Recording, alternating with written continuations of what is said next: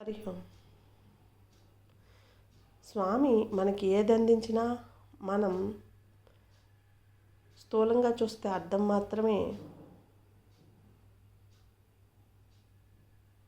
ఆ పదమును మాత్రమే నేర్చుకుంటాం. ఆ పదములో ఉన్న అర్థాన్ని తెలుసుకోవాలంటే అంతర్ముఖం అవ్వాలి.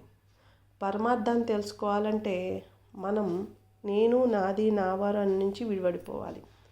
అది సమాజంలో ఉండగానే మనం పొందగలం. అందుకే స్వామి హిమాలయ మహాత్ముల సాధనలు, హిమాలయ మహాత్ముల యొక్క సహజీవనం గురించి ఎంతో వివరణ ఇస్తూ రాశారు.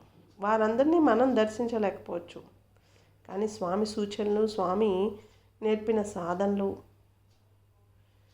స్వామి యొక్క సత్సంగం విని నిరంతరం మననం విచారణ చేస్తే, రోజువారీ క్రమంలో సాధనలు చేస్తే మన భావనల్ని స్వామి చేసిన సూచనల ప్రకారం మార్చుకుంటే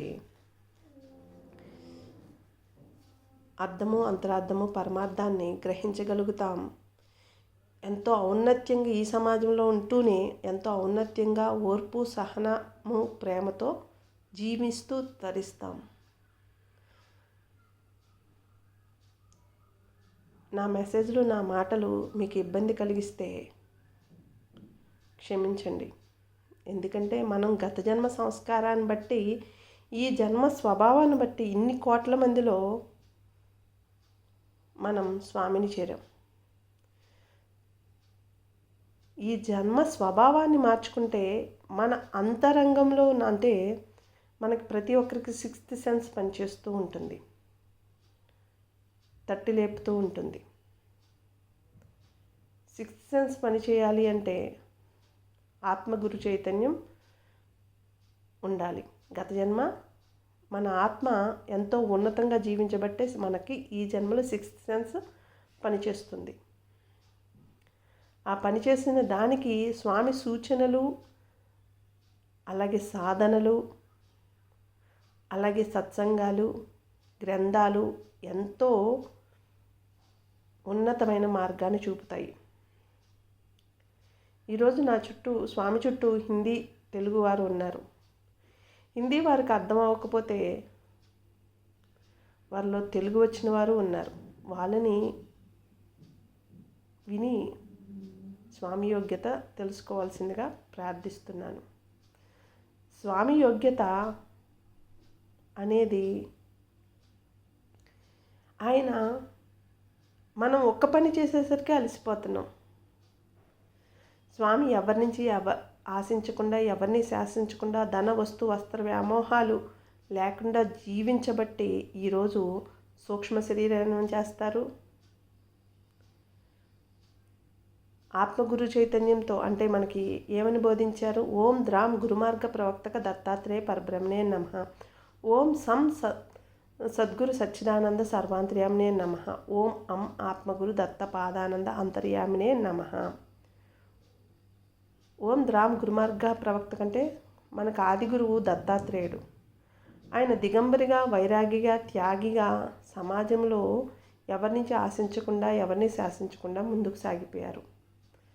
అందుకే స్వామికి సంత దత్త పాదానంద స్వామి ఆ యొక్క మార్గాన్ని అనుసరించారు. కాబట్టి సంత దత్త పాదానంద స్వామిగా హిమాలయ మహాత్ములు నామకరణం చేశారు. ఓం సం సద్గురు, సత్యాన్ని అన్వేషణ చేస్తూ చింతన చేస్తే ఉండేది సచ్చిత్ ఆనందమే. ఓం అం ఆత్మగురు. మనం ఎప్పుడైతే స్వామి యొక్క సూచనలు, సాధనలు రోజువారీ క్రమంలో త్రికరణ శుద్ధిగా పాటిస్తూ వస్తామో అప్పుడు ఆత్మగురు చైతన్యం అవుతుంది. స్వామి మనకి గురువు అంటే చైతన్యం. మన గత జన్మ సంస్కారం మనల్ని ప్రశ్నిస్తూ ఉంటే దానికి సమాధానం స్వామి నుంచి అందుకుంటాం. అందుకే గురువుకి కాలము, దూరము, సమయముతో పని లేదు. నేను చెప్పే మాటలు అందరికీ అర్థమవుతున్నాయి అనుకుంటున్నాను.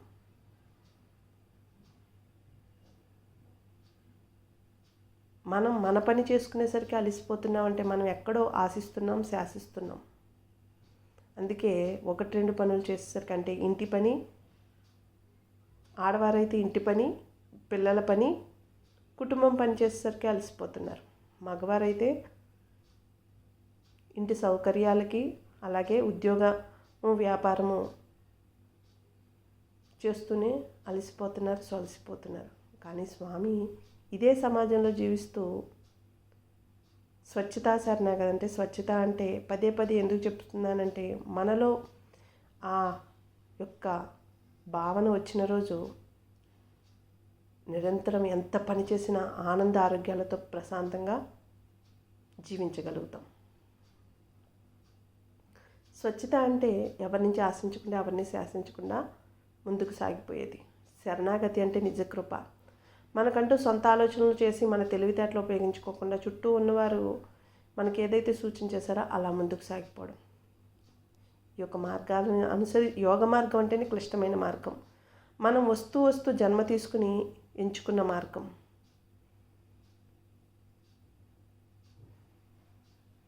మారిన రోజు మనం జన్మధన్యత పొందినట్టే.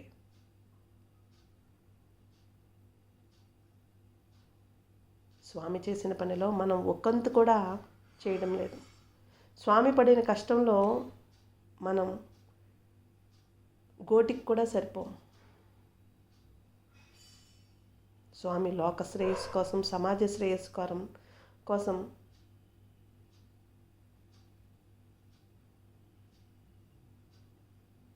మహాత్ములు ఏ విధంగా మార్గాన్ని చూపారో ఆ మార్గాన్ని అనుసరించారు. మరి మనం ఈనాడు స్వామి సూచన చేసిన ఎందుకు ఇంకా మనల్ని మనం తెలుసుకోలేకపోతున్నాం అంటే లోపం ఎక్కడుంది?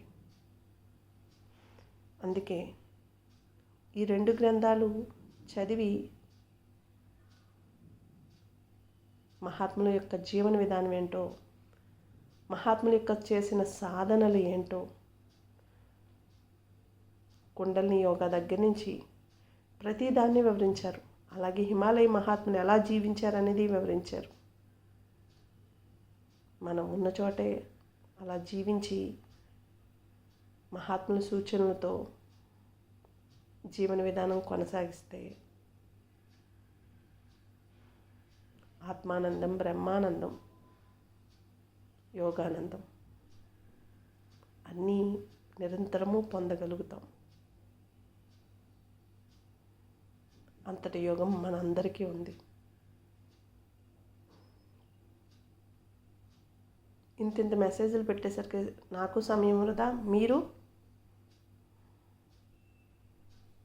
సమయాన్ని, మీ బిజీ లైఫ్లో సమయాన్ని కేటాయించాలంటే చాలా కష్టం. అందుకే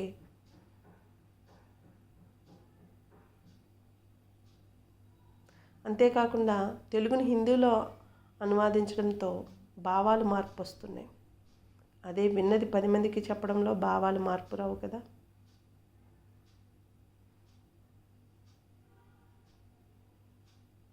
స్వామి యోగి అనుసరించేది సనాతన ధర్మం, ఆది యోగం. మనం కూడా ఆ పని మీదే ఈ భూమి మీదకి వచ్చాం. ఇంకా మన మనసుని, మాటని పని చేయిస్తున్నాము అంటే మనం ఎక్కడో లోపం చేస్తున్నాం. మనసు మౌనం అయిపోవాలి, మాట మీద ఎరుక ఉండాలి, పనిలో స్వచ్ఛత ఉండాలి, నడవడికలో శరణాగతి ఉండాలి. అదే హిమాలయ యోగ మార్గం. హరి ఓం తత్సత్. నా మాటలు మీకు ఏమన్నా బాధ కలిగిస్తే మనస్ఫూర్తిగా క్షమించమని వేడుకుంటున్నాను.